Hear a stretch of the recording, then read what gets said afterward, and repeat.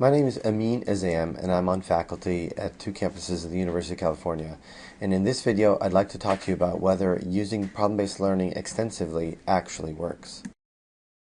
This video represents one of a series of videos about problem-based learning and is actually the fifth of the 6 videos. In the fourth video, I shared how PBL is used at the UC Berkeley UCSF Joint Medical Program and shared that it was done to the exclusion of lectures. And I propose to you that indeed when students are in charge of their own education without lectures, they can actually cover everything they're supposed to. This may all sound too good to be true. Really, students are in the driver's seat and they cover everything? Impossible. So I'd like to propose to you that if an entirely PBL-based curriculum is truly an iterative process, then if we use our Berkeley example model here, and let's just use this red box to represent a time in the curriculum when students elected to learn about the abnormal processes of the cardiovascular system.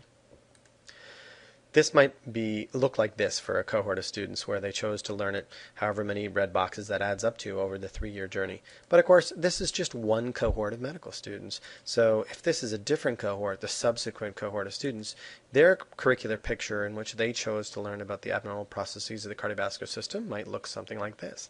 And here's a third cohort, and their cohort might look something like this. And you can see what I've done here is there is some overlap across the 3 students' cohorts, but it's not 100% concordant. So there's some cases where all 3 cohorts of students chose to learning about abnormal processes of the cardiovascular system. There's other cases where only one of the 3 curricular students or cohorts decided to learn about it. So in this hypothetical example, there's some overlap. Of course, this is all hypothetical, and so it begs the question, in an entirely PBL curriculum, number one, do students actually truly cover everything they're supposed to cover in the first 2 years of medical school? Number two, how reproducible is that coverage across cohorts of students? And just as interesting, how does one even measure that when the whole enterprise is student-driven? So I'd like to propose to you that one way to actually measure that would be to use a big national exam that all students are required to pass before going on to the clerkship years of medical school, and that is the United States Medical Licensing Exam, Step 1 exam. For those of you that are not familiar with it, the USMLE does produce an outline of what they're going to test students on, and they divide the content of the exam into these 12 broad categories. And I call this their Step 1 content schema, or categorization scheme. What they do actually, if you drill down on this a little bit, is they actually have a system in which they subdivide each of these broad categories into normal processes, abnormal, principles of therapeutics, and then this long explanation of the 4th subcategory. And this division is consistent across the different category. So for example, the code number 4.2 would be the abnormal processes of the skin and related connective tissue diseases. And similarly, 3.3 would be the central and peripheral nervous system principles of therapeutics. I think you understand that pretty straightforward. If you look further, drill down even further, this actually gets into higher levels of subgroups. So you can see these are different types of abnormal processes for the musculoskeletal system. I'd like to call these red ones level 1 codes, and these blue ones we'll call level 2 codes, purple are level 3. In reality, if you actually add up the number of levels, there's actually a total of 5 levels. And if you added up the total number of codes that existed in each level, you'd see here, for example, in level 1 there's obviously 12 codes because I've shown you all of them here. And at the level 2 analysis there are a total of 60 codes. At level 3 there's a total of 235. Level 4 has more than 600 codes. And as I said, there's some areas in this hierarchy that actually go up to level 5. But I'm just going to simplify it and show you up to level 4. So I asked you earlier, how are we going to measure an entirely PBL-based curriculum? I hope I've given you an example of one way that one might consider measuring that, which is to say you're going to take the learning objects that student created for themselves and for their peers, and you're going to code them according to the USMLE Step 1 core categorization scheme. And so that's actually something that we did at Berkeley. We took all the learning objects that the students created and we wanted to code them according to that scheme. What we did, just to put it into perspective, there are about 6 to 8 learning objects per group per case, 2 groups of students for 77 cases, so that adds up to about 1,000 learning objects per cohort of medical students as they pass through the entire 3-year curricular journey. So what we did was take those around 1,000 learning objects per cohort and we coded them.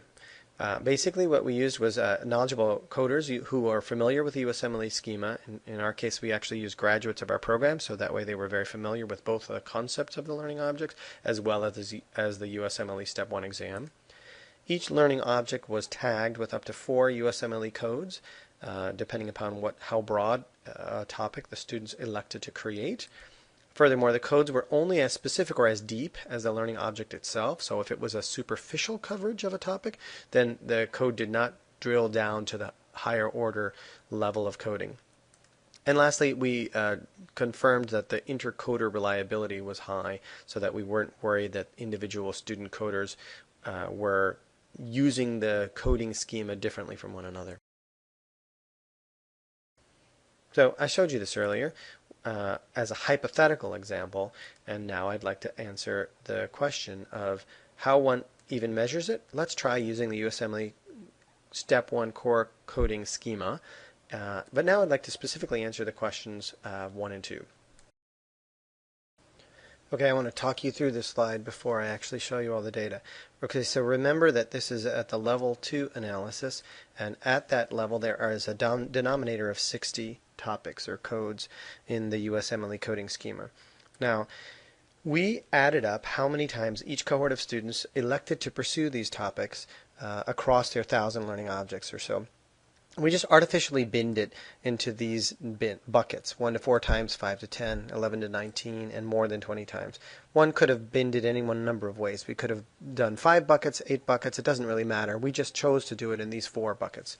And of course there's going to be a question about whether there were times when students never covered a topic, and so I've got that bucket down there at the bottom as well. So remember the denominator is 60. So for the class of 2006, of the 60 core content codes in the USMLE Step 1 exam, that cohort of students covered 3 of those 60 topics 1 to 4 times each. Of the 60 core content topics, the class of 06 covered 8 of them 5 to 10 times each. They covered 10 of the 60 topics 11 to 19 times each, and they covered a whopping 37 of the 60 topics more than 20 times each. So that's class of 06. Here's the same data for the class of 07, and here's the same data for the class of 2008. So what you'll see is that on average, student cohorts cover more than half of what they're supposed to cover in the first 2 years of med school, more than 20 times each when it's an entirely PBL-based curriculum. Here are the nevers. So the class of 06 missed 2 of the 60 topics, the class of 07 missed 1, the class of 08 missed 1. So again, on average, only about 1 of the 60 topics is not covered when the entire curriculum is problem-based learning. Here's that data depicted in a graph, and at the x-axis you'll see are all those USMLE codes. And so it goes from code number 1 all the way out to code number 12 on the far right. And so here are the 3 different cohorts of students mapped pictorially. And so what you can see is that there is a remarkable consistency in the number of learning objects created by each cohort. If you look at the little salmon cohort, the 2007 cohort, you can see that the peaks are a little bit lower overall, so they chose to pursue fewer learning objects than their near peers in the class above and below them, but they still had the same pattern of what they chose to cover across the core content domains. Okay, that was a level 2 analysis, so let's drill down a little deeper and look at the level 3 analysis. So I'll remind you here that at this level the denominator is 235. So here's the data for the class of 2006, here's the data for 07, here's the data for 08. A couple things worth noticing here, even when you look at it on average. So students are still covering the majority of topics that they should be covering multiple times, so to say more than 10 times each. But there are more gaps in what the students are covering down at the bottom there, and they're as one might expect, because this level of analysis is a deeper, higher level, so therefore students might not get drilled down to that level of detail as frequently as they might for more superficial topics, for example. But I would offer, if you look at those that bottom row there, the nevers, two points I would make in regards to this. First is to say, are those 32 and 36 and 31 topics the same topics that were never covered across the three cohorts? If yes, then by all means that those are gaps in a curriculum that are worth fixing. But then I would offer actually an even more interesting or more sort of provocative question. Show me any medical school curriculum in which all 235 topics are always addressed in any medical school. Because I just don't think that any medical school that is still 4 years in duration can truly cover all the same things. And remember, we're talking about covered as in what students chose to learn rather than covered as in what teachers claim to have taught. So I'd like to propose to you then that indeed, students do cover everything when they're in the driver's seat.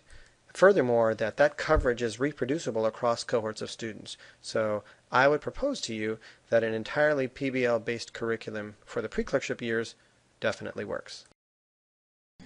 This data represents slides that I've shared at the Ottawa Conference on Clinical Competence in the past. If you want more information, more access to the more detailed analysis, you're welcome to email me at either of those emails on this slide. Again, this video represents one of 6 in a series of videos, and if you like this one, watch the others.